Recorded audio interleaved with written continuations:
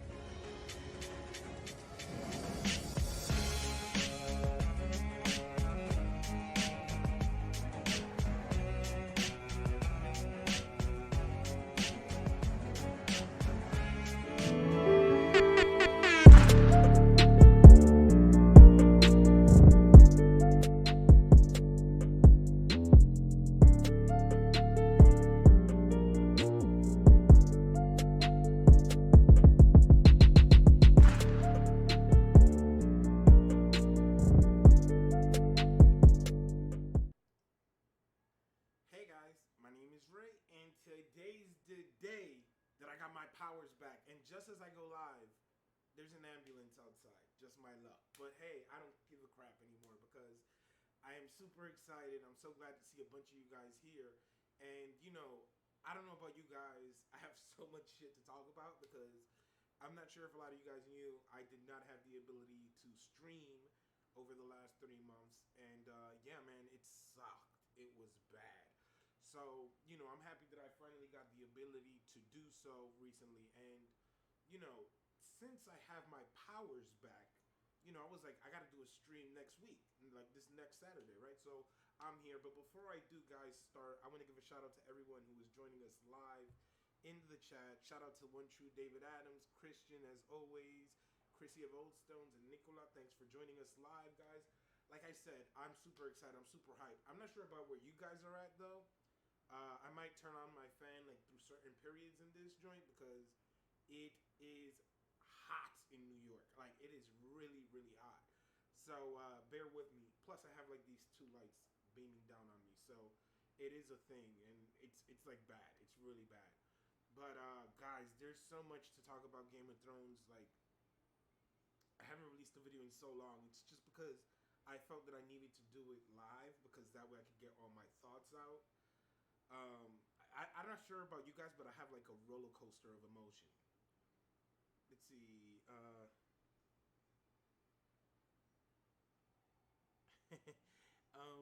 Yeah, I have like a roller coaster of emotion recently when it comes to Game of Thrones. Like, I'm such a mixed bag when it comes to what exactly we got last season or in the final season.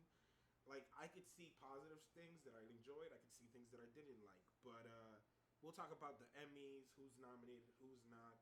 We'll talk about a little bit about individual characters. We can talk a little bit about Comic-Con. I don't want to be too long because it's super hot, but I wanted to get into, rhythm again of streaming. But like I said, guys, I'm super, it's really quiet on the mic. All right, let's see. Could you hear me now? I had the gain on it a little bit low. Let me adjust the volume here. But let me just, bam, perfect. All right. Do you hear me now? Hopefully you hear me now. But let me know, guys, in the chat if you hear me.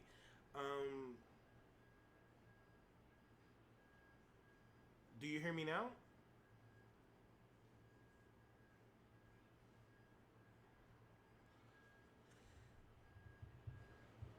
Do you hear me? I need confirmation. I need to crank it up. All right, all right, I'm gonna crank it up. Let me know if you hear me there now. It's still quiet as fuck. Still really low.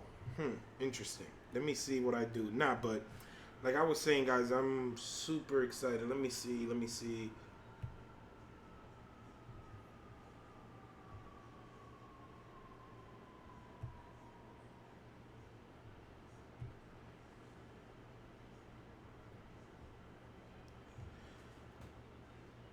I don't get it. Boy, is it fucking hot. If you guys can't hear me, let me just turn on my fan, cause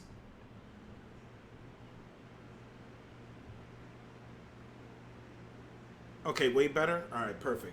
You guys might hear my fan. I just can't leave it off. It's just too damn hot in New York. But, alright, perfect. Alright, so let's dig right into this. Game of Thrones Season 8. Since this is a live stream, and I haven't talked to a bunch of you guys in a minute, I want to know what you guys think. Let me know in the chat and in the comments when whoever watches it, over again. But let me know your thoughts on Game of Thrones Season 8, because it's funny. I watched Game of Thrones Season 8, and every episode that I watched, I enjoyed every episode that I saw, and I thought that they were great or, okay for the most part when I saw them. But then after re-watching them and the whole series concluded, I was like, I was a little bit on the fence about it. I wasn't that happy about it. You know what I mean? So, I'm a little bit mixed on it. Like, I get angry when I start to think about certain things. So, I'm a little bit mixed when it comes to it. You know what I mean? I'm thinking about later on, dissecting them per character by character and person by person and their involvement in the series. But I would give it maybe a 6 out of 10. Or maybe like a 7 out of 10 season. I think that a lot of things that are gonna that happened here are gonna happen in the books because George told them the ending. So, it is what it is. But I do think that the community. It was interesting for me at least to see how everybody turned on the writers and the creators as quickly as they did. Like, I never would have thought that D&D would have been in hiding or have to go into hiding as they've done, because we heard what happened in Comic-Con. If you haven't, D&D were scheduled to go into the Game of Thrones panel yesterday, and they ditched on like last minute and they didn't go. So that was a thing. Shout out to Game of Theories with Marie. Thanks for joining us. I'm super happy. Like I said, I'm super giddy about it. Look, I have a stupid smile on my face. I'm super happy that I'm actually able to stream again, even though it's been, a little bit iffy, but it is what it is. I'm able to stream again, so that's great. Game of Thrones season 8, man, it was definitely interesting, and I wanted to dig in first with the Emmy nominations because season 8 was very interesting to me in this, right? I see Christian says he enjoyed it, and I see David Adams says I was disgusted during the season, but he says also the community made him sick, and that he gives it an 8 out of 5, an 8.5. Now, I agree with you. I wasn't happy. I did not enjoy or like the way that the community reacted to it when it was coming out, and the reason is because I feel that when as somebody who has a YouTube channel and has to talk with a lot of YouTubers and stuff, this isn't specifically anybody, but I do feel that a lot of people in the community during season 8 were so like disgruntled with it that it kind of permeated into the community, right? And I feel that a lot of people in the community, something small, a little thing, made it such a bigger thing, because to me the cup in episode 4, that wasn't that big of a deal to blow up as it did, you know what I mean? Also, I feel that the water bottle in the final episode, that wasn't that big of a deal either. I mean, that was a mistake, you know what I mean? It wasn't that big of a deal. I didn't put that much into it. But I do know that a lot of people did, and they say that they took it out of series. And again, I don't think that I could tell anybody what was good or what wasn't. Like, I have a friend, Tor, who I did a podcast with once. He was crazy upset with me about it because I was like, it's okay. Like, it's not that bad. It's not. But then there's just certain things that bothered me specifically. And like I said, I'll talk about those in a minute. We'll get into those in a minute. But I'm very interested in seeing what you guys think, because let's see. One True David Adams says, critiquing is great and okay, but I heard people personally attacking people. That is true. Kit Harington had to check into rehab. Think about that. Someone legit had to check into rehab.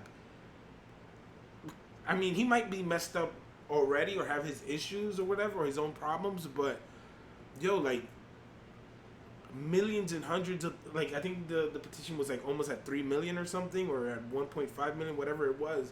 People hate something that you did, and it's like such a big part of your life. That's the big deal, you know what I mean? That is big. And to me, the fact that like, everybody was just like shitting on Game of Thrones, that kind of threw me off a little bit, you know what I mean? I didn't like that part of it, just because I felt that it was really unnecessary. You know what I mean? I don't think that it was that needed. Let's see. Game of Thrones with Marie says, I love season 8 for what it was. Everyone went over the top. I agree. You know what I mean? I think that everybody went in. And the thing is that after rewatching the season, I started looking at it, and I'm like, okay, what did I bring to the table that was wrong?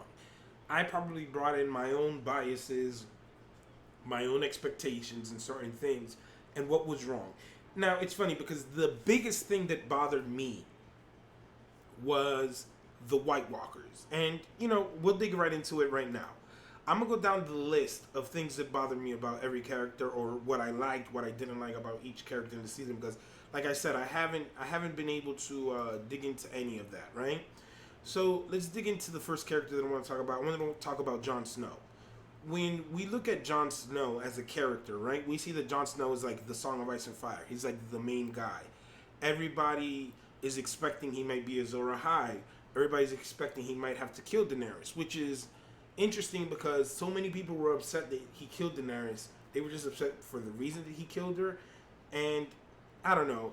We'll get into that in a minute. We'll get into Daenerys, but with Jon Snow, it just felt like Jon Snow wasn't given enough for the character that he was, or the lead character that he was, right? Like, when you look at Jon Snow, all he was doing this season was reassuring Daenerys that he did not want to be king, and that's it. And I felt that he was done wrong. Jon Snow was done wrong. And it's interesting, right? Because I wanted to read some of these quotes, and this is one quote from Miguel Sapochnik that really, really, really, or one thing that Miguel Sapochnik said that really upset me. You know what I mean? Miguel Sapochnik has talked about, you know, what he had planned for episode 3 and all these little details that he had cut out.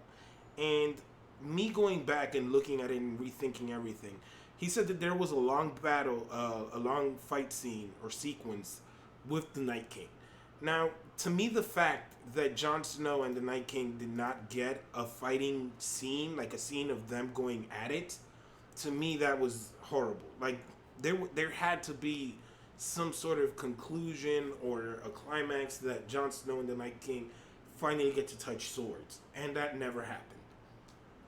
Now, the reason that stands out to me, not only because of Jon Snow, it's not like I wanted Jon Snow to kill the Night King. I would have wanted Jon Snow and the Night King to actually have something more aside from the dragon scene, because the dragon scene is one of those things that when they're fighting on the dragon backs, on the back of the dragons, you don't really get a sense of what's happening the first time around. You just see all the chaos, the snow, and it's like quick, and you're not really picking up what's happening.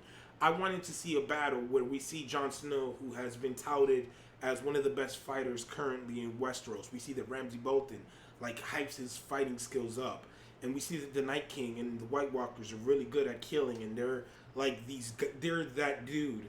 And then Arya just out of surprise kills the Night King. It didn't feel right, and that's just my opinion on that. You know what I mean? I think that was a mistake, because when you look at it, you didn't have Jon Snow and the Night King. Even cool, I would have wanted that, but cool. But you had maybe 100 White Walkers at your disposal, and none of them fight a human on camera, just because you wanted to give Podrick and Grey Worm and these characters a little bit of camera time. To me, that was upsetting. That upset me in episode 3.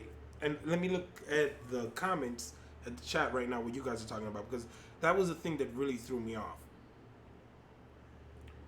Let's see. Chrissy Wilson says, I still think episode 3 was the best. I don't care how many people hated it. I mean, episode 3 was great, and I have my reactions. It's funny because I recorded all my reactions to every episode throughout the season. Me and my brother watching it, and I enjoyed it the first time around. I loved it the first time around, but I did feel that there were certain things that were missing. Miguel Sapochnik went as far as to say that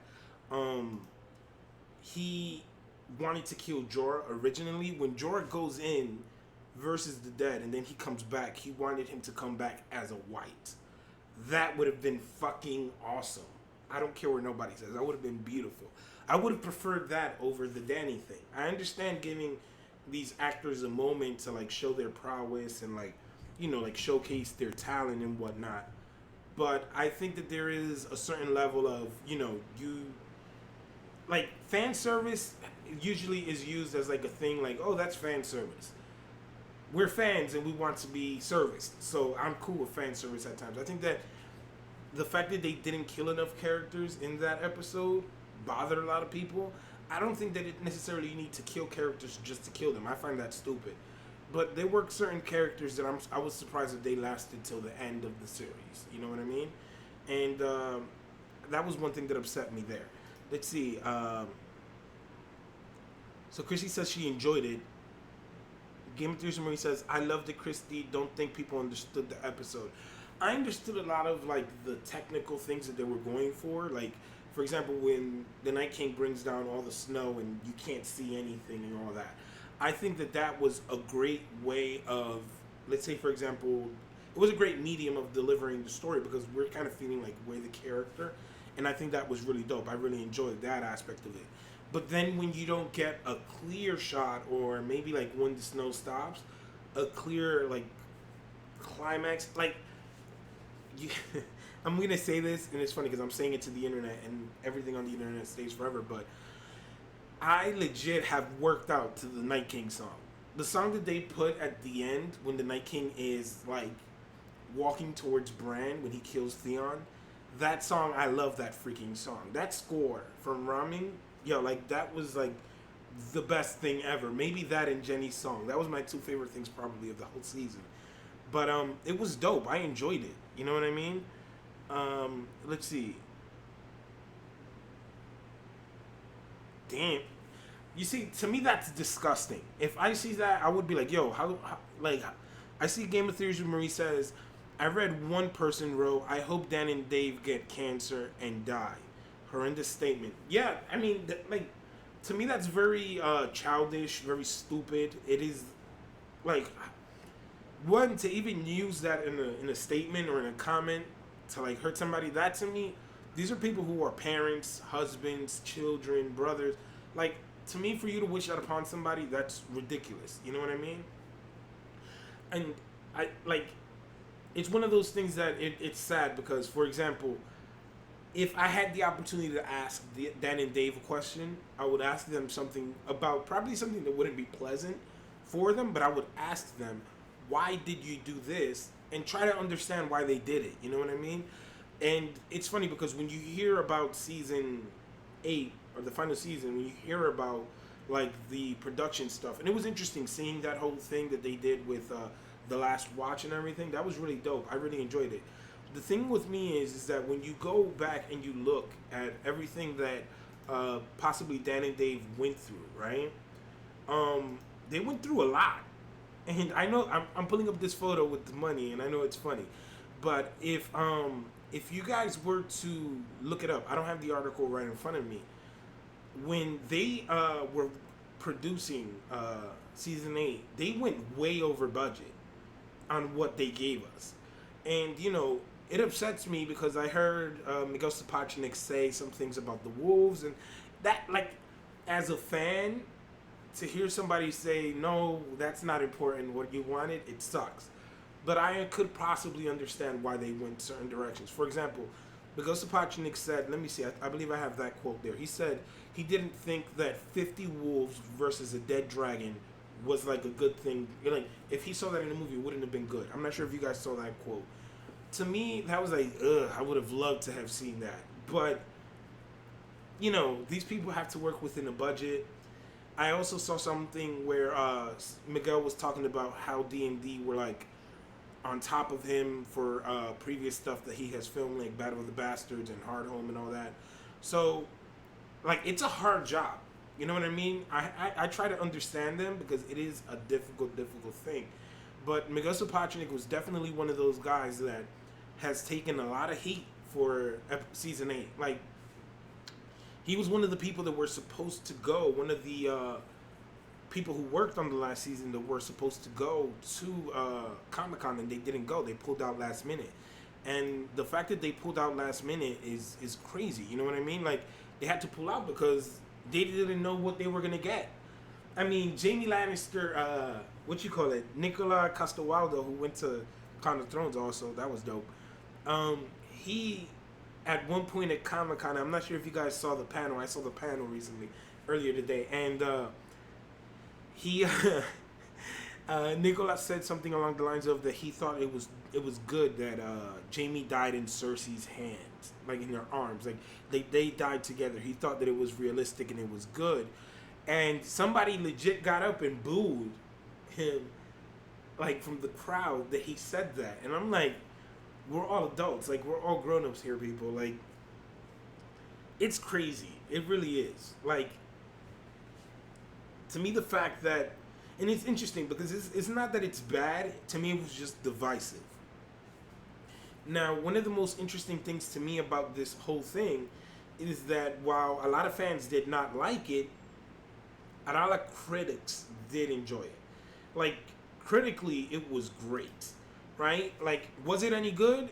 I enjoyed the season, and did it affect me going into the future? Yes. You know what I mean?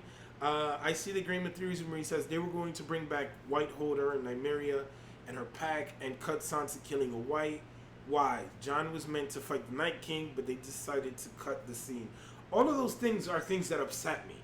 Like, they really, really, really upset me because those are things that I think we all would have been okay with. And if indeed that was the case, because a lot of these scenes, they cut the scenes, which means they didn't put it in the episode.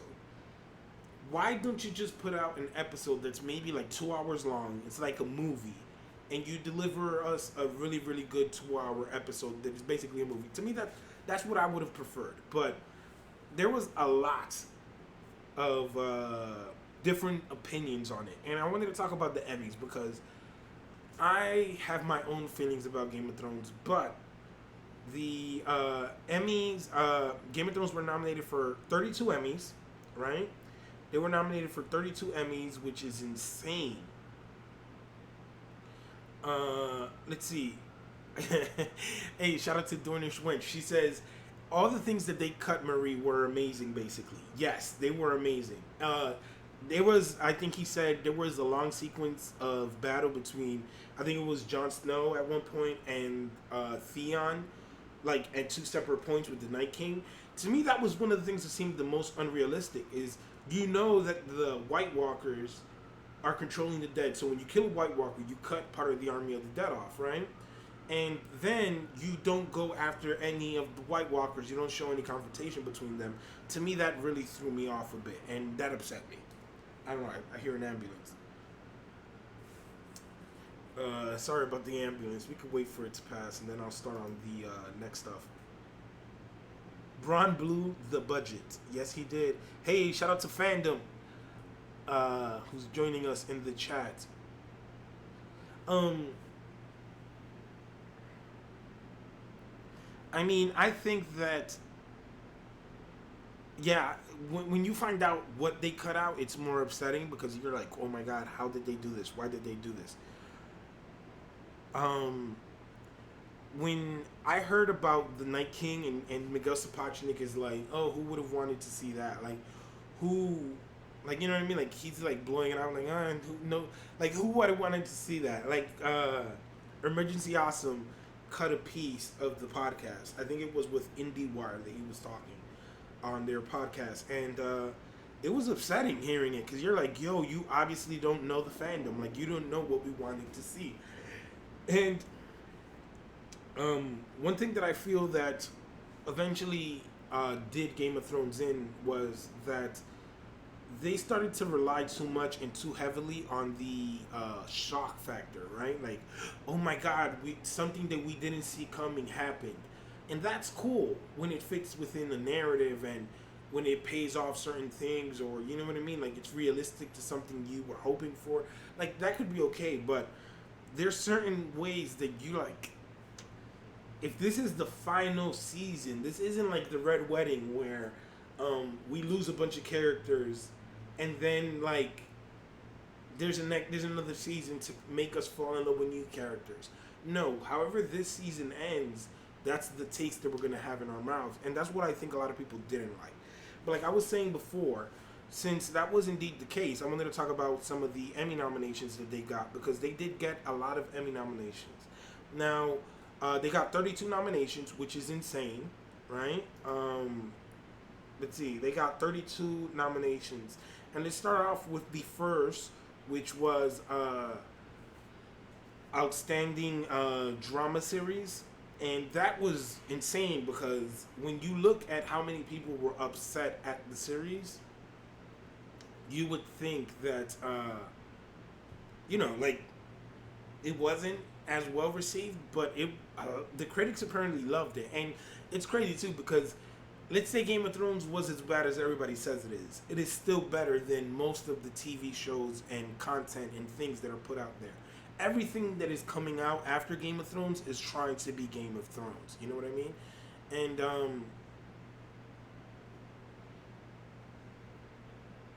let's see. One True David Adams says, I don't see this stream in my sub feed. On can get here from the notification. That's weird. I don't know. Maybe it's because I haven't been putting out videos recently. So if you guys didn't, if you guys could share this video, I would appreciate it. But yeah, it's probably since I haven't been able to stream in a while. It's probably that's the reason why it didn't pop up or it hasn't been pushing my stuff or whatever. I'm going to be doing videos, but I'm going to be doing videos on different things that I also like. Like, there's a show coming up that I wanted to review. It's called The Boys. I wanted to see if I enjoyed it. I heard it's good, so I might lean into that a little bit. Yeah, I see that Marie says Alfie and Gwendolyn had to promote themselves, and Lena was not happy with her script. That's one thing that is very interesting about the nomination. So let's dig right into it because we'll talk about those people who nominated themselves in a minute. So, outstanding drama series, that was interesting again because it was so divisive. So many people were on the fence about the whole series, or the final season, I mean, that it was interesting to see it nominated, you know what I mean? Because it shows critics and fans are very divided on it. We see that Kit Harington was nominated for lead actor in a drama, which is interesting because they always put him in a supporting role prior to this. So for the final season, they felt that he was in the leading role. But to be honest, I felt that he had less than even a Tyrion to do. Like, you would expect him to probably... I don't know. I don't feel that he did anything more this season than last season. He should have done more, but I don't feel that he actually did anything. Now, I do feel that Emilia Clarke did deserve the lead actress part because when you really look at it, Emilia Clarke, I didn't like the way that they pushed her over the edge so quickly, but I do feel that she did a great job of, showing us Daenerys, going over the edge and the anger, the sadness of losing all these people and her being like paranoid of not being accepted and all of that. I loved her whole performance this whole season. I agree with you, David Adams. I love the wildfire and King's Landing burning, like that shot with it simultaneously. Let me see this shot right here. It was beautiful. Like that shot was so dope. I loved it. I just loved it. It's interesting because it's a lot of things upset me in this season, but I still think it was a great season overall. I think it was. I mean, it's freaking Game of Thrones, but just look at how realistic that looks. Like, it looks like there's a freaking city burning down. It's not like, you know what I mean? And to me, the fact that, so many people were upset. So many people were so shocked that Daenerys went crazy. I wasn't, but hey, you know what I mean? It is what it is. But again, Emilia Clarke did a great job, with what she was given. I loved it. I enjoyed it. Also here, and this is where it gets interesting, like Marie was talking, or like Marie was saying, Alfie Allen actually had to submit himself to be nominated. That is insane. Yo, and you know what the craziest part to me is about it all? Is this wasn't even his best season. He should have won a freaking Emmy throughout his seasons. Like, that's how good Alfie Allen is. And everybody in the fandom knows it. And the fact that, to me, the fact that he wasn't nominated before is upsetting. And we also see that nominated here, Nicolau Coster-Waldau, and we also see that Peter Dinklage as well is nominated. Now, Peter Dinklage wins it every year. I wish that, even though Alfie Allen probably doesn't deserve it this year because he barely had anything in this season for me at least, to warrant that award, I probably might do a stream or a video about who I think might win what in Game of Thrones or whatever. But I would like to see Alfie Allen win it just to make up as like a restitution or reparations for previous seasons. You know what I mean? Alfie is just great, man. Like, I really am upset that he hasn't. And the fact to hear that HBO never pushed him is even more upsetting. Like, to me, that was crazy hearing that. Now, also here, we have 4 women who are in for the supporting actress. And it is interesting because HBO also did not submit Gwendolyn Christie. Now, Gwendolyn Christie to me was very good this season. I enjoyed her character. She was great. And of course, we had that great episode too with Night of the Seven Kingdoms. That was my favorite episode, I think, of the whole season. Night of the Seven Kingdoms. Let me know in the chat what was your favorite episode. But Fandom says, do your own Game of Thrones season 8 award show. I probably should. That would be dope. That would be dope. I could do some dope layouts for it. If you guys are interested in it, I'll probably do it. You know what I mean? I'll probably do it the Saturday before the Emmys. That would be dope, especially since so many people are nominated, so many awards. Yeah, I agree with you, Fandom. He says Night of the Seven Kingdoms alone should got her nominated. Yes. That episode, oh my god, like, that episode was so freaking good, man. That's one of my favorite episodes of all Game of Thrones episodes, Night of the Seven Kingdoms. It was done so well. It was just so good. The way that you see certain characters interacting. And to me, I think that that's part of the reason why so many people were upset.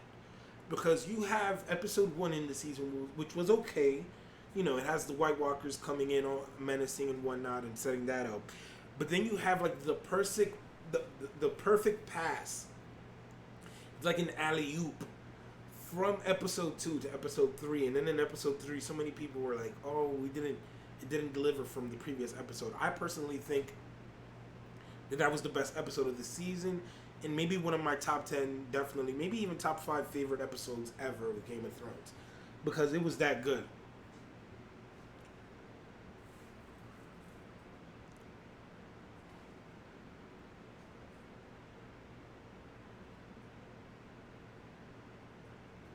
Dornish Winch says, yes, I said it many times, season 2, Saint Christian, good idea, Fandom. Alright, so I'll do an award show. You know what I mean? I'm going to try to get into the rhythm again of streaming and doing other things. Also, guys, let me know what type of other shows you're interested in, because that way I could incorporate other things besides Game of Thrones, because I also am planning on doing a prequel, maybe stream, talking about some of the prequel stuff. And, oh, that actually sounds dope. Dornish Winch says, we got to give you some shady categories too, like dumbest scene. That sounds great. I would love that. You know what would be dope too? To get other YouTubers. That would be nice. To get other people like announcing the awards and stuff like that. That would be dope. I would actually enjoy that. I am definitely thinking about doing Watchmen. Did you guys see that Watchmen trailer? Ugh, looks dope. The Witcher, when it comes out, I'm definitely gonna do some videos on it. I don't know much about it, but I am planning on doing, my homework on it, because it does look like it's going to be interesting. It looks like it's going to be good. Funny enough, I still haven't seen Lord of the Rings. I am planning on seeing it. I don't know. Yo, it's funny too. I actually invested in the computer that I'm using right now. That's why I'm able to actually put a little bit more things into it now. I have like the chroma key and everything on it now, because I actually put like more better stuff into my laptop. I kind of upgraded some of the stuff it brought in, so I'm actually pretty happy about that. Let's go on to the next category. In this category though, who do you guys think should win in this category? Because for the most part, the women of Game of Thrones, the ladies, the actresses in Game of Thrones, are the majority. There's only like 2 people who aren't in Game of Thrones in this category who are nominated.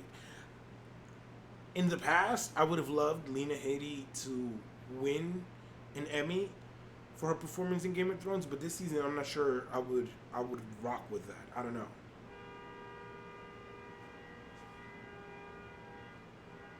New York, man.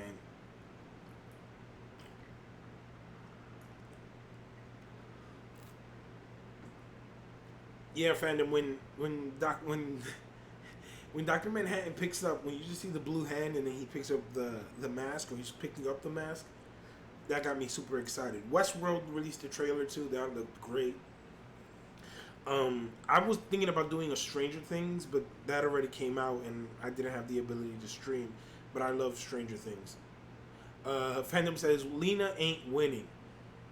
They are biased towards Lannisters. Lena better fucking win, says True David Adams. I mean, It's funny, you two both are on opposite sides of that. I mean, I don't think that maybe besides the last episode, I don't think that her performance was like, wow. You know what I mean? But then again, I'm not a critic. I'm not like a formal critic or whatever. But if I had to choose from here, I think that Gwendolyn or Sansa. I think that those two had a little bit more to work with the script. I don't even know if Sansa though. I think Gwendolyn was probably my favorite this season. I didn't like Arya as much as like in the past because she's just like always stone faced, and it's like when she was with Jon, with her interactions with Jon Snow, I enjoyed those, but they weren't like wow, like that's crazy. You know what I mean?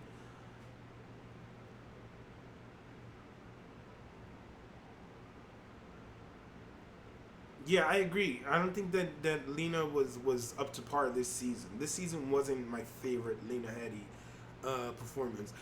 Funny thing, I didn't go to Con of Thrones, but I did see a bunch of videos and a bunch of stuff that awesome other people on YouTube, like Kyle and all of them, were in Nashville. And I did see some videos of some of the panels and stuff. It was pretty dope. I didn't see this on video, but I did hear that the Braun actor was like downplaying that he and Lena Headey were like cool or whatever, like that they didn't have any beef, any issues. That's not true, whatever, the whole contract thing. I'm like, we never saw you together, so I'm not sure how much I buy into that, buddy. But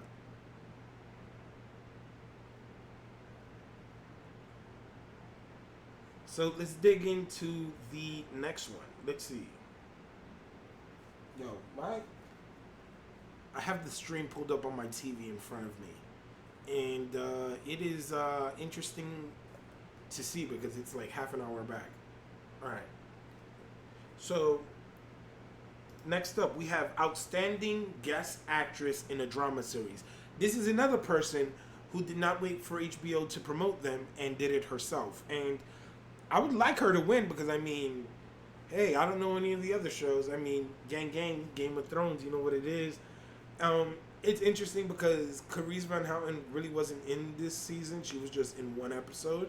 That's why I think she qualifies as guest actress in a drama this year, because she was in only episode 3 where she dies. So it would be cool if she won it, just because, I gotta rep the Game of Thrones gang. But interestingly enough, no wait, right here we go. Best writing was given to D&D. That was interesting, and I believe they were for the Iron Throne. I believe it was for the final episode. I believe they were nominated, which is insane to me.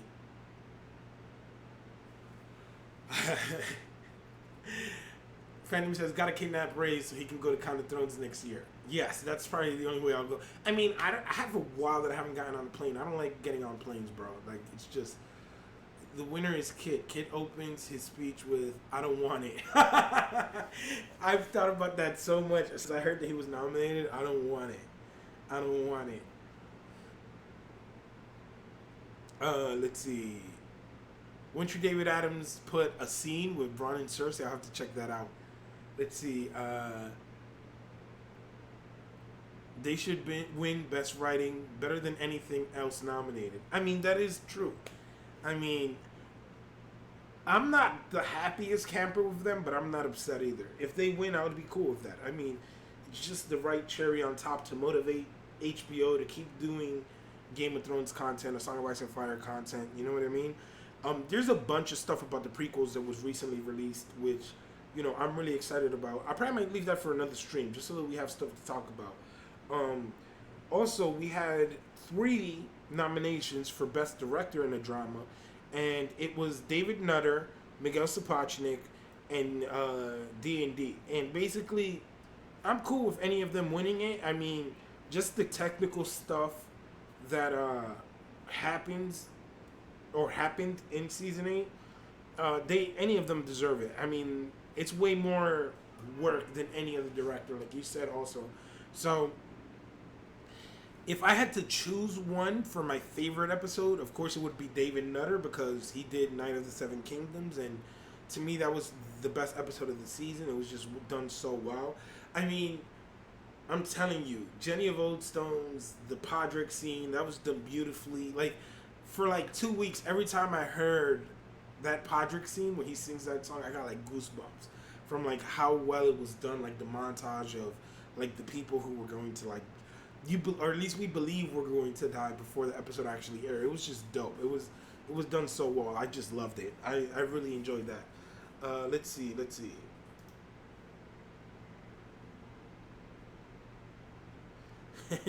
Donor Swing says, "Fuck out of here."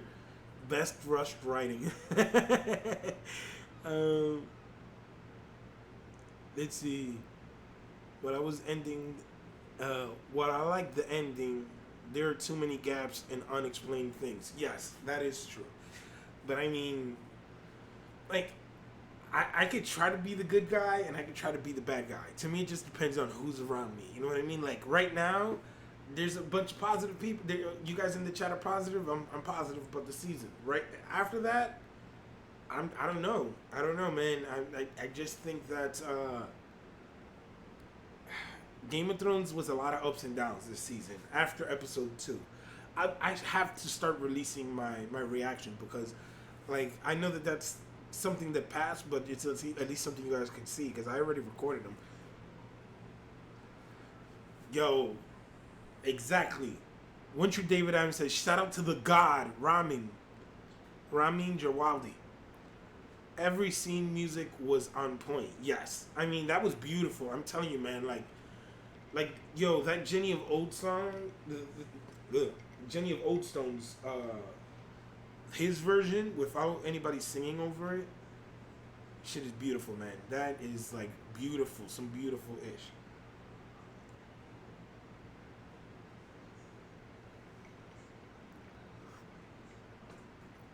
You know what's funny?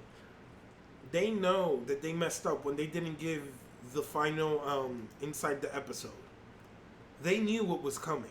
It's not like they didn't expect something weird or something crazy. You know what I mean? They knew exactly how the fandom was, how upset it was, how everybody was like tight with them. And it's funny I put this picture up specifically because I'm evil. But just the mere fact to me that they you know that they felt the need, that they were like, you know what, let's remove this inside the episode, because there was an inside the episode and they removed it for the final episode.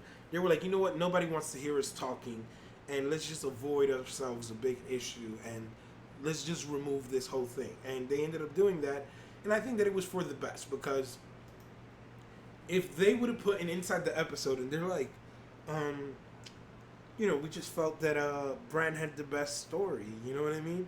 I think that's ridiculous. I think that if they wouldn't have put that line, they would have gotten away with it. The best storyline. If they would have been like, he's the wisest. He has years of knowledge. He knows the past won't repeat again. Whatever, like that would have been a better way to go. But to say he had the best story was ridiculous. Because obviously Jon Snow had the best story. Sansa had a better story. Everybody had a better story. And every time I see that, it just makes me laugh. You know what I mean? Hey, shout out to Santavia Major for joining us. She says, hey, y'all. Just popped in to say welcome back, Ray, and show some support. Thank you. Love all you guys. I'm super happy that I have my powers back. I kept using the Thanos thing because it is for real. That's how I felt. As soon as I got my streaming ability back, I was like, oh, shit. Here we go again. I was like, ah. So I'm pretty excited about that. I'm pretty happy.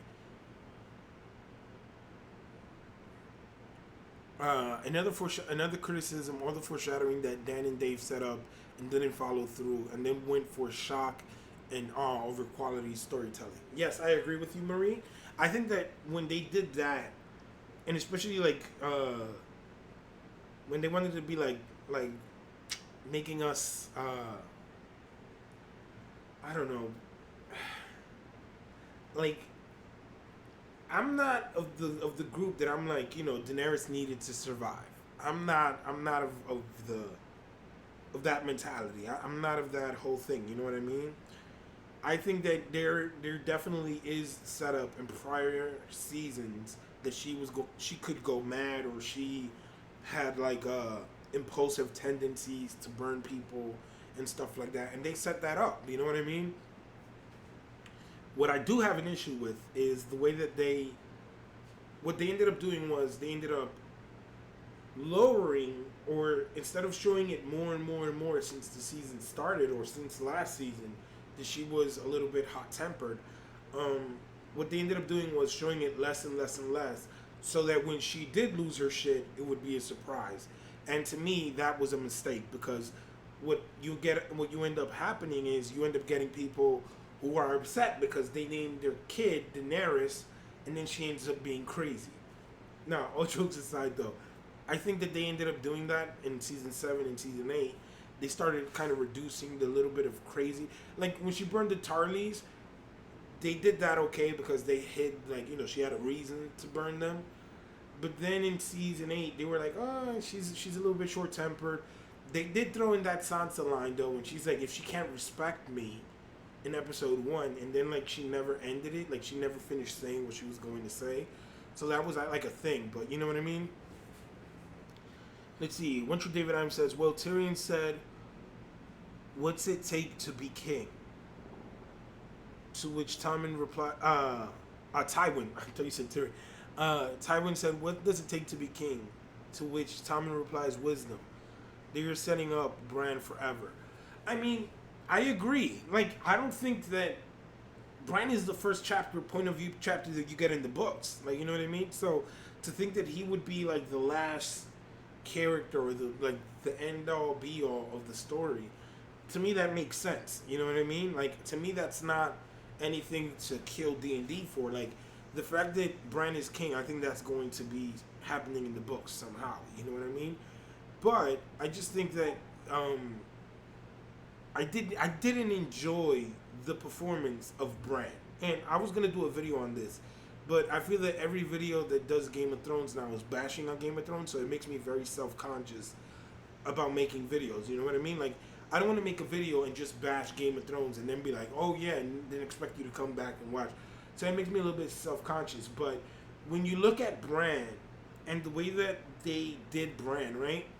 When we find out that Jon Snow is Rhaegar Targaryen's son, or when we know, or when we learn about the Tower of Joy, what really happened there, right?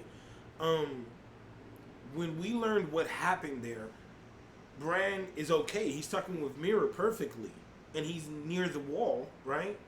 And he's like, I need to be able to do this if I'm to be the Three-Eyed Raven. Like, he needs to do whatever, right? He touches the weirwood, and he's okay. He has a personality. And then the episode ends. We see the Tower of Joy, the name Jon, King of the North. And then we come back in season 7. Bran has no personality. He's just been, like, erased.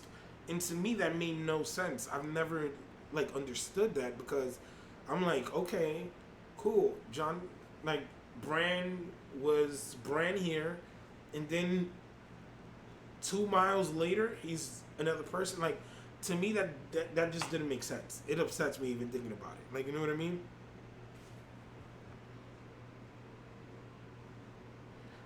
Let's see. Why are parents naming their children after Dany when Arya and Sansa? When Arya and Sansa. When there is Arya and Sansa. Hell, I will say Cersei.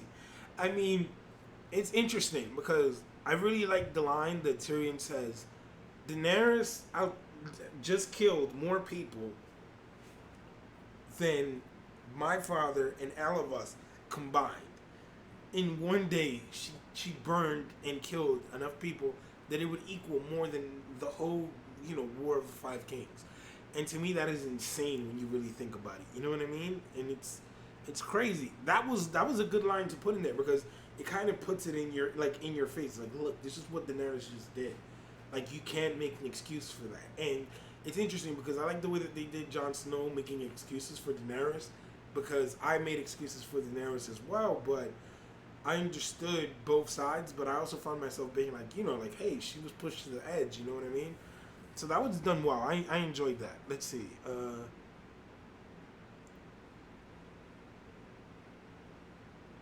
Dornier says, Rayz, your opinion is valid as well. Everyone has something to contribute. Too much negativity is exhausting.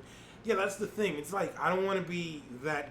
Like I don't want to be a person that just bashes something that I love. You know what I mean? Because I was upset with how certain things happened, but I still like Game of Thrones. Like I still rewatched the 6th season. Like you know what I mean? Like I enjoyed it. It was okay. Like it's not that big of a deal. The only thing is that I feel that if you're going to bash it and then do videos on it or whatever, that's like it doesn't equate. Like you know what I mean? Like why are you doing the videos then? But I personally enjoyed most of the season. There's certain things that stuck out again, but it is what it is. Let's see. I don't think Dany went insane. She knew Varys had told the other lords about Jon's parentage. Her burning King's Landing was deliberate as a warning to other lords to bend the knee or else. Agree, 1000%, right? She told Jon, love? She was like, all right, fear. Jon didn't give in to what she wanted, or didn't reciprocate what she wanted. She was like, you know what? I guess I have to go with fear. I mean, if Jon Snow is in love with Daenerys and he can't love her the way that she wants, and she sees that other people are looking at Jon Snow and these other options instead of her over her, and she knows how. And I really, really, really like the way that in episode 4 they set that up. And so many people shit on episode 4, but episode 4 to me gave us a lot. You know what I mean? And it did set up a lot about Daenerys going crazy, or not crazy. You know, having her go over the edge in the final episode, or in episode 5. I mean, when she tells Jon Snow, I know that look. People used to look at me, you know, when she was an asshole, it was like they used to look at her that way. That's telling you a lot. You know what I mean? She threatened with Jon Snow, but she knows the power behind that look. And she's trying to push them in using fear to do what she wants them to do. Now, it's interesting, though, that, you know, I enjoyed watching the Varys actor talk about that whole situation with him poisoning her. And he says, you know, Tyrion was in love with her. Jon was in love with her. He knew that he needed to do it himself because they weren't going to. And it's crazy when you look at the fact that Jon Snow himself wasn't really willing to do it until Tyrion, like, put him against the wall, basically, and said, look, she's going to kill your sister next. And then Jon's like, okay, I'll do it. Like, you know what I mean? Then he finally came to terms with it. And it wasn't even until he was in the throne room and she was still going on about, you know what I mean? Like, she knows what's good. Nobody else knows what's good. She and him know what's good.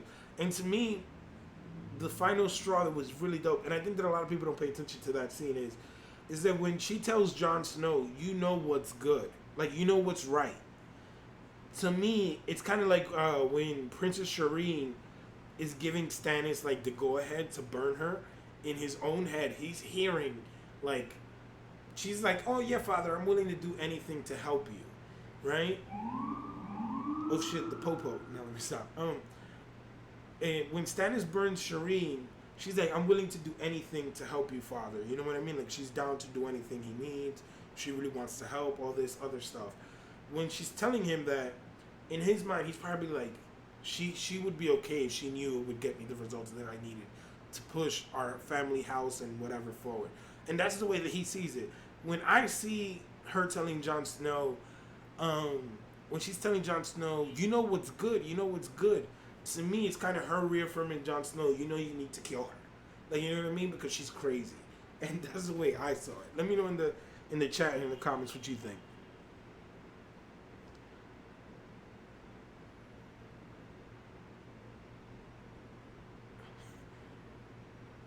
Hey, shout out to Bubba Husky in the chat. Yo, it's been a while, Bubba. What's up? Fandom says, the same way Jon came out with excuses, the same way I am excuses for Cersei. I mean, it's interesting, right? Because you could justify what all these characters did from their perspective. every perspective of every character, you could kind of like, I could see why they did that. You know what I mean? And I agree. Look, like for example, Marie says, Danny would have murdered John eventually. All monarchs murder anyone who has a close claim to the throne. King John murdered his nephew. Henry murdered his nearly all his. Yeah, but that's the thing. It's like when you look at it and it's all said and done, John knew that he had to kill her, right? Because Tyrion did a great job of setting it up. Like, look, she knows that you're a threat to him, to her, reign. And John was cool with her killing him. It looked like for a second, right? Like he was cool with that. But John wasn't cool with her killing Sansa. John wasn't cool with him with her killing Arya. You know what I mean? His family. And to me, it's crazy the fact like that was what pushed him again to do what needed to be done. We saw that Ned's demise was also Sansa and Arya, like his daughters. You know what I mean? Like his family. That's how they got him to do what they wanted him. Like, you know what I mean? At the end of the day, so I do believe that John was never going to be safe as well. I think that there was never a world where Daenerys would have come to terms with the fact that John had a better claim than her. But when you really look at it, Daenerys doesn't even have a claim. She just conquered that shit. She just took that shit by conquest. And it's kind of like Robert Baratheon, right? Robert Baratheon took the throne by conquest and then used a distant claim to the Targaryens. Like, oh yeah, we're related or whatever. But I feel that Daenerys kind of did that same thing. She used the Targaryen thing, but she actually conquered them.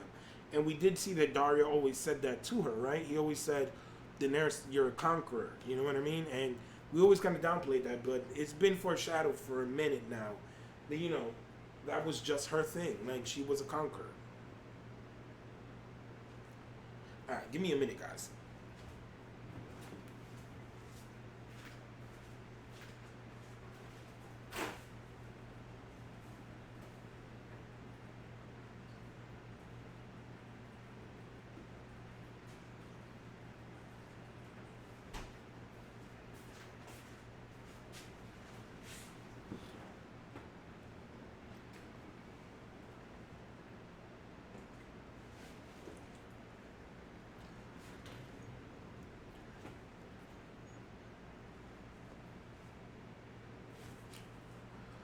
Santavia says, I think John was slowly coming out of the fog, hearing Danny's Nuremberg speech started to wake him up.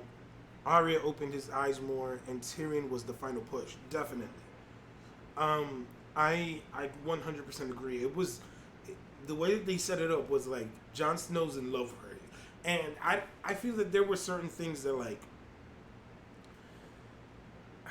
How do I explain? I feel that when they say Jon Snow was like madly in love with Daenerys, like he was madly in love with her, I feel that they could say that, but I didn't get that as much from Kit Harington and Emilia Clarke.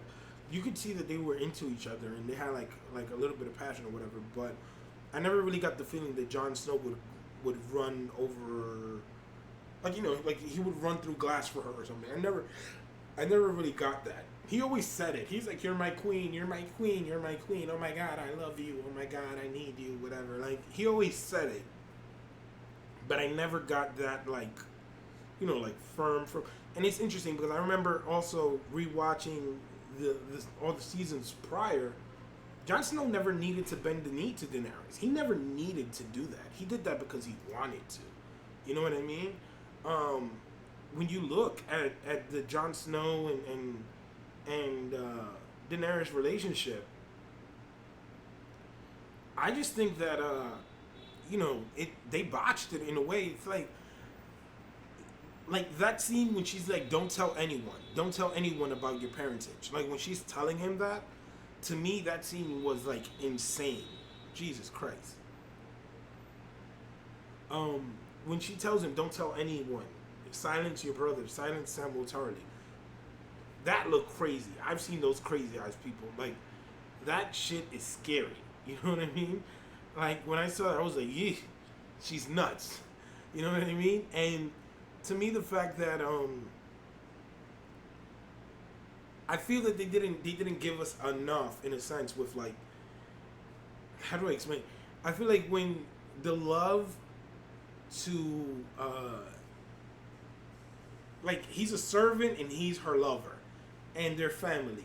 I feel that they didn't divide that up properly. You know what I mean? Like when he finds out that they're related, when he finds out that she's related to him, he's kind of like, like disgusted by it, but yet he makes out with her.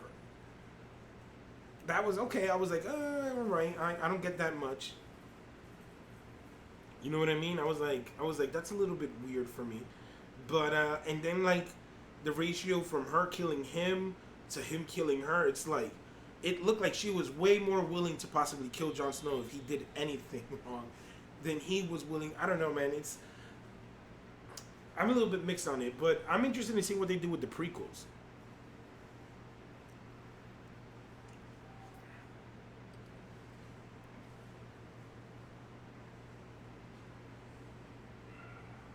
Bubba Husky says, burning the capital that your family built up was dumb.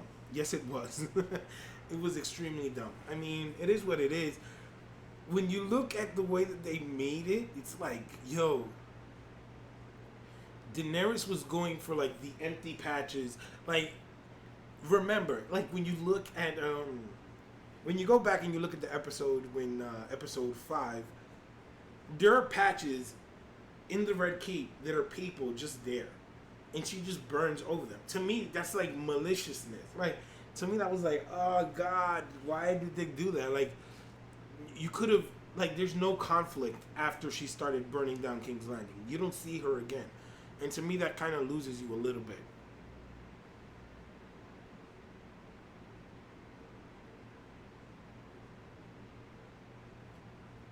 Hey, shout out to Granite Person. Says, the Wintry David Adams teleported me here. Hey, shout out to you. Thanks for joining us. You know what I mean? Gang, gang. That's what's up. What you call it? Let me see.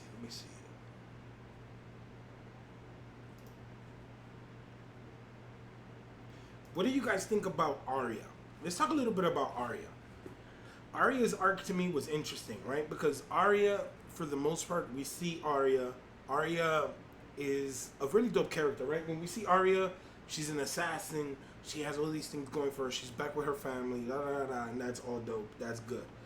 But then Arya, for some reason, goes back down to King's Landing, and it kind of loses me there because besides her telling Jon Snow that Daenerys is crazy, I don't really see a purpose for her being in King's Landing. You know what I mean? I really don't see why she was in King's Landing. Yeah, she wanted to kill Cersei, but to be pulled out last minute, and I love that scene with her and the Hound. I had all the feels. I loved it. It was dope. But Arya was a bit all over the place for me. Like, I was like, okay, one moment she's this crazy badass, and one moment, and I don't know, I like it, but I dislike it at the same time, because when you look at it from one perspective, Arya being a child at moments and like reverting back to that innocence or that person who fears dying again, right? To me, that was good. I enjoyed that at some points. But then having her just like, I think that you could have put somebody else in King's Landing to be the person that we follow throughout the whole thing. You know what I mean? Like, Arya being the person to do it was okay. I was okay with that because we had the whole Cersei plot. But then I think you could have used a Davos. Davos, I would have been okay seeing more Davos this season. Sir Davos was definitely pushed to the back. If Sir Davos would have been the one to go through the whole thing with the mother and the little girl in King's Landing, I think that him telling Jon Snow the same thing that Arya told Jon would have worked. That's just my opinion. I really don't know why I feel that they gave a lot to Maisie Williams this season. And that's why I think that certain characters weren't really felt this season. You know what I mean? When you look at Sir Davos, for example, because that's one of the ones that I wish I would have seen more of. Sir Davos was one of those characters that I wish we would have even seen maybe a Sir Davos kill Melisandre. Why did Melisandre deserve to die? Like, she's done horrible things. You know what I mean? At least give Sir Davos something, a little bit more. I feel that as the seasons went on, more and more and more, I felt that they they just kept giving us the Sir Davos, oh, I'm not a fighter, I'm not a fighter. You know, like, oh, I don't want none of this. Like, it was more of a joke. And I didn't like that. I wish that they would have gave him a little bit more. Hey, shout out to Mara Jade who's joining us.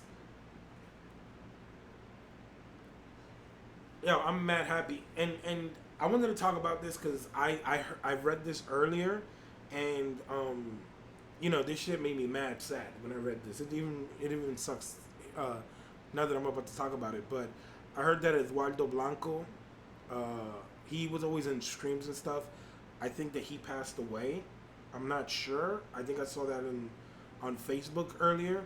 So, you know, not just hearing that, it sucks because, you know, this community is so close. Like, I legit feel like I know all of you guys. I have a bunch of you guys on Facebook and stuff like that.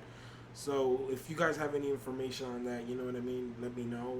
I'm not sure if he followed me on Facebook, but you know, it's one of those things that you know, it really sucks. It's really sad because we do this thing, these group chats, these streams and whatnot, and we get to know each other. You know what I mean? We have a sense of community and whatnot. So that really sucked. You know, hearing that about Eduardo, and you know, I know he had messaged me a couple times. I think it was like in streams and stuff like that. I think he might have reached out to me and other stuff, but right before I came live, I heard it and it just sucked hearing that. You know what I mean?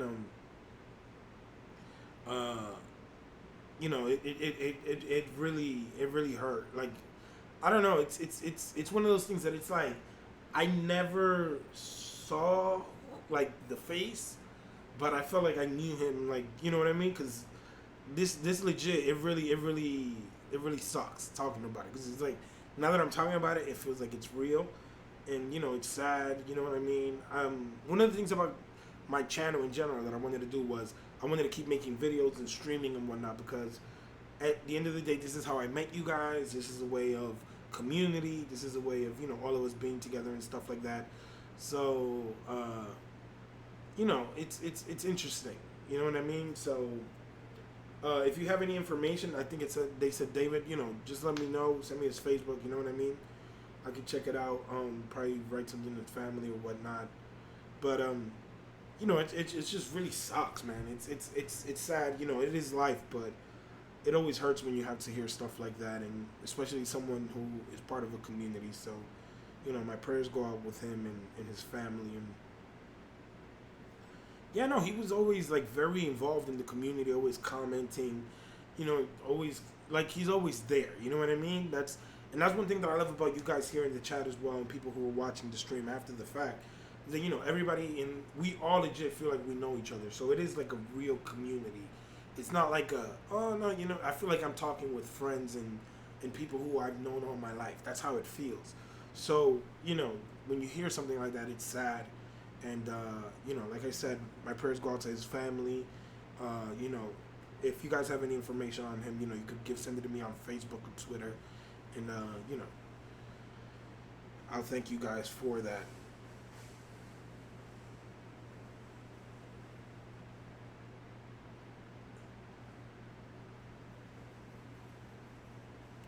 Not yet. I mean, it's, I see that, Santevi says the community will miss him, definitely. It's one of those things that, again, the community is one of those things that you're bored, we come together. That's one of the things I didn't like bashing Game of Thrones, because it's like we all come together, and then like when we're in this community, it's just like it's a safe place to talk about stuff that we all enjoy, we all love.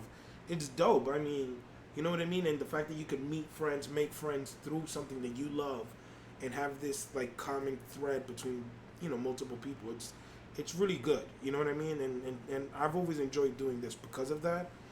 Definitely, man. He was a great guy. Like, I remember he would always, like, to me it's like little things, like,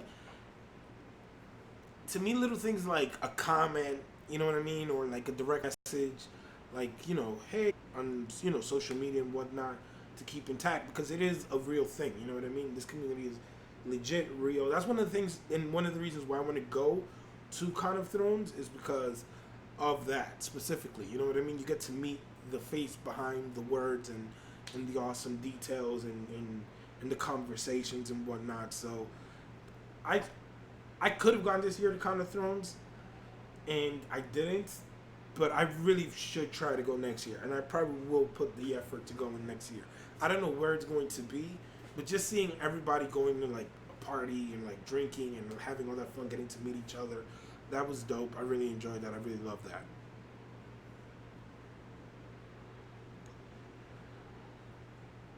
So let's see. I don't even know where to go from there, but I'll be here on the minimum of a few more minutes. Let's talk about the prequels. I didn't put anything from the prequels on there, but there were a few images that were released, or not released, that were like leaked. And George R. R. Martin did come out and say a couple of things about the prequels, so we can talk about what he said. He basically said that there were hundreds of houses at this point in where the prequels will pick up. So he said House Stark and some of the major houses of the First Men are going to be there, and that's cool. But he also said that there's hundreds of houses and hundreds of kingdoms and different. And to me, that's really dope, because one of the things about the Starks that was always very interesting to me was that the Starks were conquerors. You know what I mean? They solidified their hold on the North by conquering it. It wasn't like a kumbaya, oh, let's marry our daughter. No, it was like, we'll conquer this part, we'll defeat you in war, we'll take it. And I really am interested in seeing how they did that. I'm interested in seeing too which Starks are here, because this is the Age of Heroes. It's interesting because we've, for the most part, heard of Bran the Builder, but we really haven't heard of many other, like other Starks that are famous to their history. So yeah, it's definitely something that I'm looking forward to. Let me know, guys, what you are looking forward to in the chat, because that's one of those things that I'm very curious to see what the community is on it. Let's see.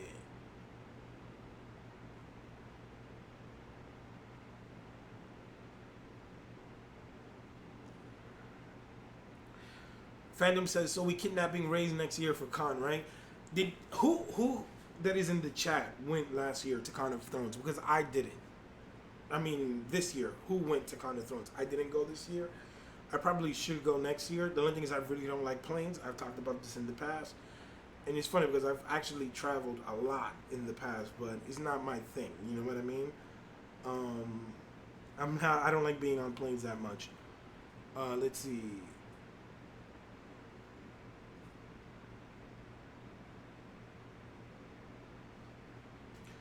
Game of Thrones Marie says, I'm looking forward to the prequel. I am too. I'm just interested in seeing like what spin did they put on it. The only thing is, since the only thing that I'm really upset about in season 8 was the White Walkers, I'm kind of apprehensive about going back into season 8 about the White Walkers. You know what I mean? So that to me is a little bit, I'm a little bit iffy on it, but hopefully it is everything that we hope for.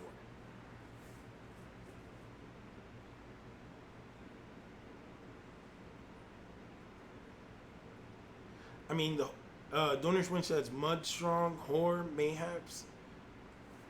I am so interested in seeing the Casterlys. That's one of the ones that I'm like. There's a couple of things that I really want to see, but I doubt that we'll be able to see it because I just can't imagine the creation of certain things honestly being one person. So like we know that Bran the Builder made the wall. I doubt that we'll see the wall be made. I doubt that we'll see Storm's End be made, Winterfell be made, and all these places. Like I kind of want to see how Bran the Builder did all of these things. So to me, that's one of those things that I'm very curious about seeing. I'm interested in seeing if we do see a Land the Clever, which I doubt because technically speaking, that should have happened for a long time. But I think it's 5,000 years. They said now it was previously 10,000. Now it's 5. I'm not sure. You know what I mean? These years are like isn't it crazy though the way that George R. R. Martin and these people just use thousands of years?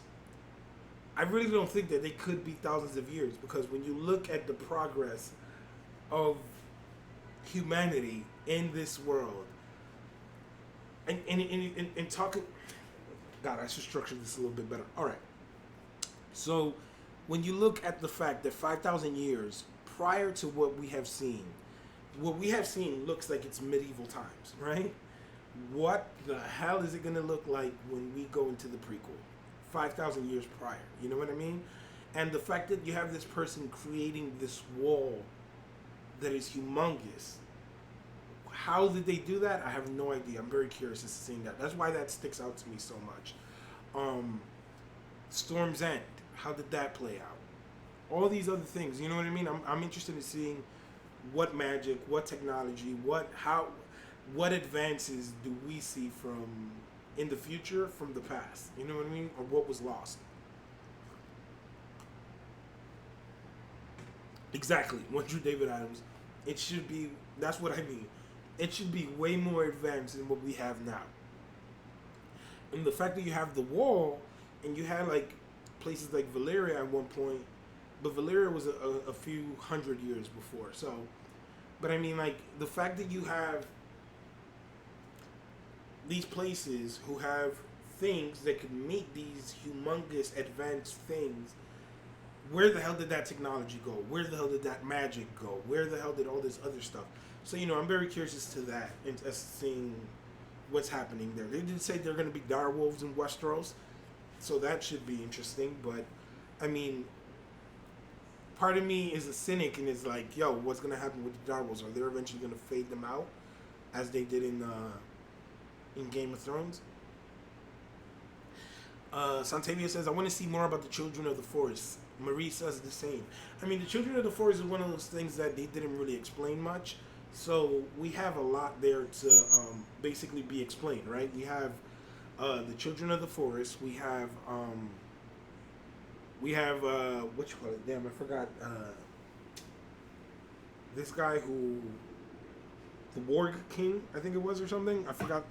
Forgetting off the top of my head.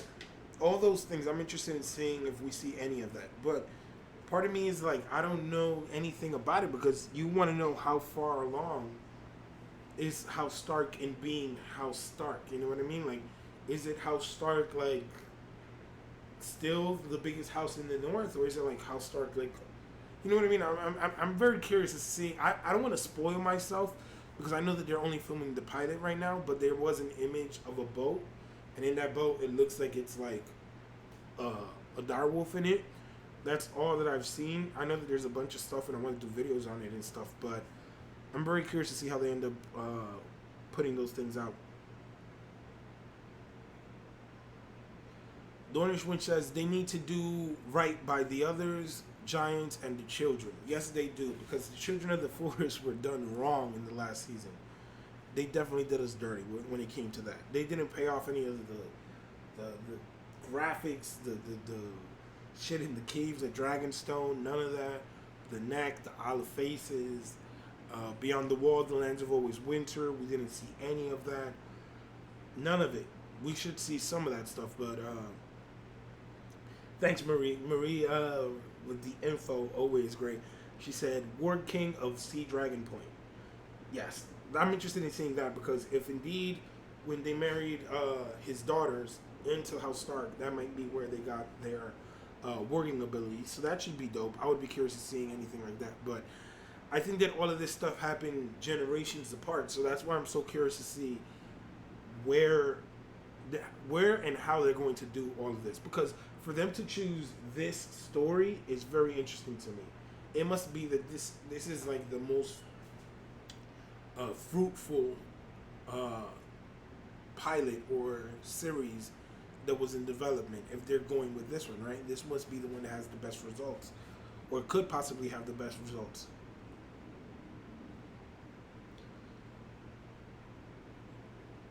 I think a Dunk and Egg anime would be amazing. That would be dope. I've always said, I remember when I was younger, HBO did do animated stuff. Like, they had, like, adult cartoons. It looked like animations, like Spawn and stuff like that. I would definitely 1000% watch an animated version of Game of Thrones, like Dunk and Egg or something along those lines. I would so watch that. I mean, HBO is because they want to do like the big scale thing, but I would definitely watch some sort of animation. I mean, those lore and history videos are dope. Could you imagine one that's like detailed and has like character interactions and stuff like that? That would be really dope. I would love that. Game of Thrones when he says we also have the Barrel Kings. I would love to see that. Donation says Marie and Rayz need to do a collab stream. We definitely need to do a stream. Like I'm surprised me and Marie have never done a stream, but we should because it's been too long and we need to talk about it. Like we definitely need to do a stream together, Marie. We need to get in. We need to make this happen, or a podcast or something like that. Like, or we can make like a really long podcast and just like animate it or whatever. But we need to do it. It needs to be done.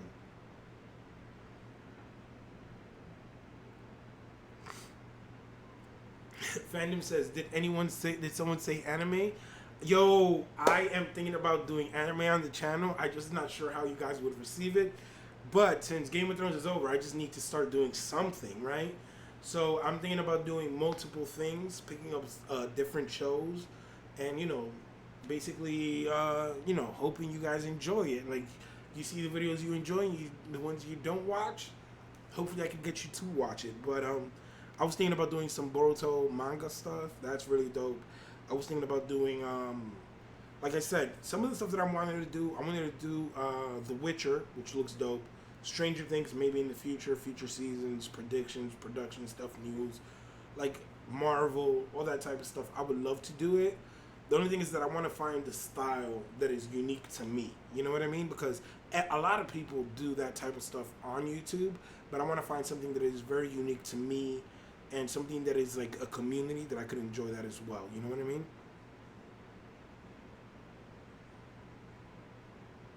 Do Promise Neverland, do One Piece, Hunter x Hunter. I mean, my brother watches all of these things, and he's tried to get me to watch like Black Clover.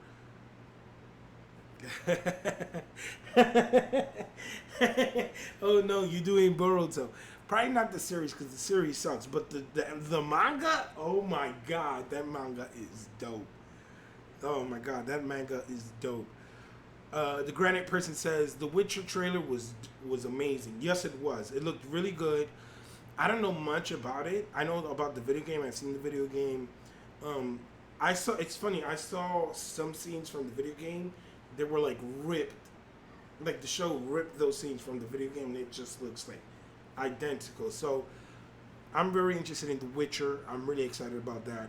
There's a bunch of stuff that is coming out. I just need to solidify what people want to see or what I want to do and what I'm going to concentrate on and then actually just do that.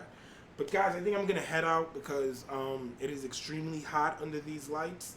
I have this green screen behind me. I have like 3 lights on me and it is insanely hot and guys, I just got to go. But let me know in the chat and in the comments down below, what do you guys want to see? I'll probably be a little bit more active on the channel, you know what I mean? Because now that I have my ability to stream and put videos out, that is definitely something that I'm happy about because God knows I need to just stream and talk about Game of Thrones. I think that this was kind of serving me as therapy to talk about what I didn't like and what I did like. Now actually, I have a whole, I'm not even joking. I've been teasing. I have videos on Jamie and John. I have a video on Maester Aemon. I have like a bunch of stuff written out, and every time that I go to record it, I start feeling self-conscious because I haven't talked about Game of Thrones, and I feel like I needed to like vent a little bit out. So I'm really excited that I was able to vent with you guys here today and talk about it. I'm super excited. If you guys enjoyed it, drop a like. If you guys subscribe, if you haven't, most of you guys are. And I'm super excited, guys. Like I said, it's super hot here. I'm not sure what I'm going to do a next stream, but I will put out videos this week. I'll probably put out one video this week and information on when I'll stream again. And you guys, just keep tuned, you know what I mean? And I'll definitely be putting out content. I'm super excited, like I said. I have my computer upgraded thanks to my Patreon supporters and stuff like that. And then, our awesome because I haven't been putting anything out, and they still supporting me and whatnot. So thank you so much. Like I said, there's a lot coming to the channel. I just don't know where to start. I have so many ideas, but I don't know where to start. But thank you guys as always. It's a true pleasure. My name is Ray, and peace. Peace to everyone.